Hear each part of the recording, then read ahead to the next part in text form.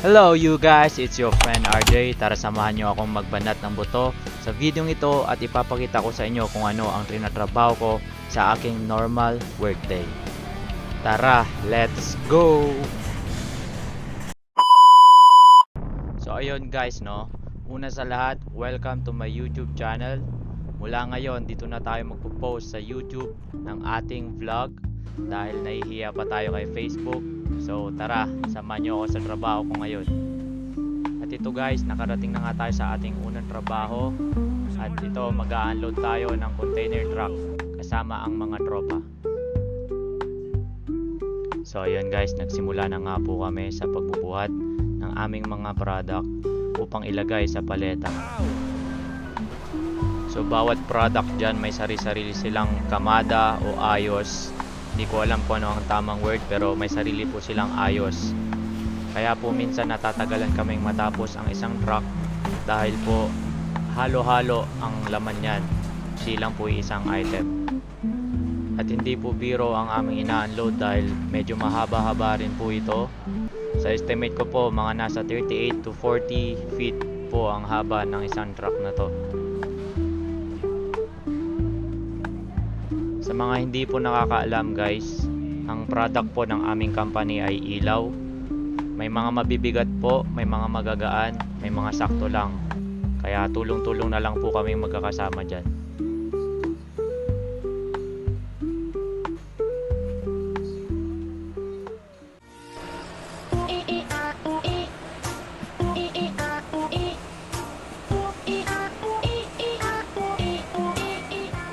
So ayun guys, tapos na nga po pala tayo. Hindi ko na na-videohan dahil baka malobat ang ating camera. At ito, papunta na nga po pala ako sa pangalawa ko pong trabaho. Kaya let's go. At ayun guys, no, pagtapos ng 8 oras, dediretso tayo sa part-time job natin. At ito, magkukommute na lang tayo.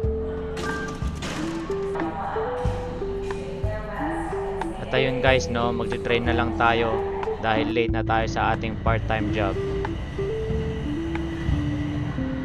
Ang oras nga po pala ng ating part-time job is 4 PM hanggang 9:30 PM ng gabi. At doon po sa ating full-time job is 7 AM hanggang 3:30 PM ng hapon. So ayun guys, no, nakababa na nga po tayo ng train. At marami po kayong makikitang walkings dito dahil po yung train na sinakyan natin is nasa pinakababa.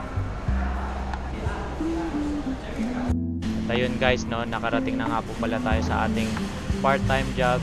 At ito nga po pala ang aking trabaho.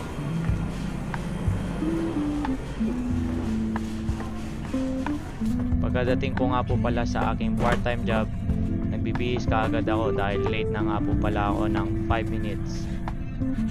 Pero okay lang po yun dahil naiintindihan naman po nila na meron pa po akong isang trabaho. Ito nga po pala ang aking ginagawa sa aking part-time job.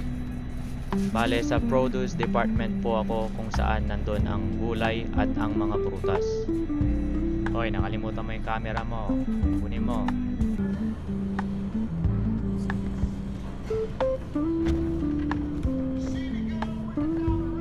Ito nga po pala talaga ang aking trabaho guys, ang makipagchismisan sa aking mga katrabaho. And the thing is, if you open the trunk, it's gonna open by itself. Like you don't have to lift it.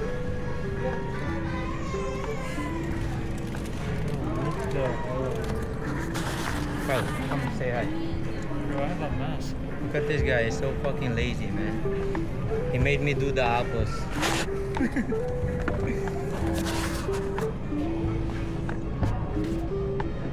What time is it? I don't realize what time. Biro lang naman guys, nagtatrabaho naman talaga tayo. Dito guys, lumipat na nga tayo sa kabilang aisle para gawin ng mga oranges. Guys, matanong lang, ano nga po pala ang Tagalog ng orange? Dalandan po ba?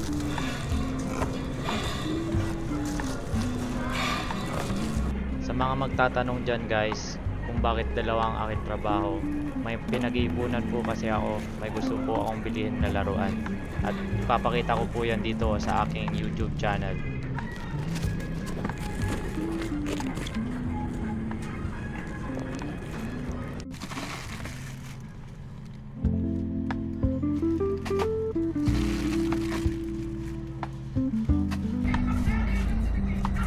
Forgot, man.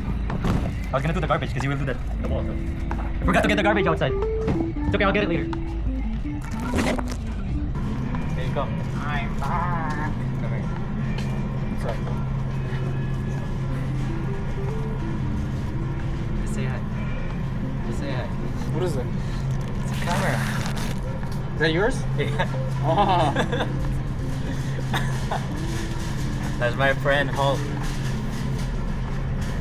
Oh, I'm like, bro, who the fuck is spying on me?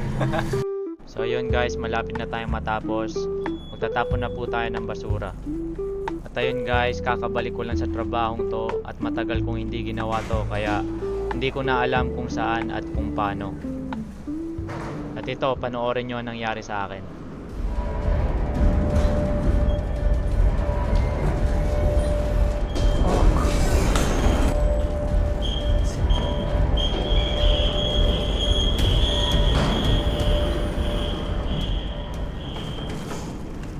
So ayun guys no, sa mga hindi nakakaalam, dati ko pong trabaho to at umalis po ako. Kakabalik ko lang kaya medyo nalito ako at nakalimutan ko kung paano at kung saan.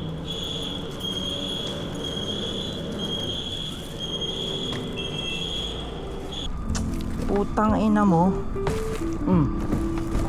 Pag ikaw nahulog dyan, ewan ko na lang. Pupulutin kita.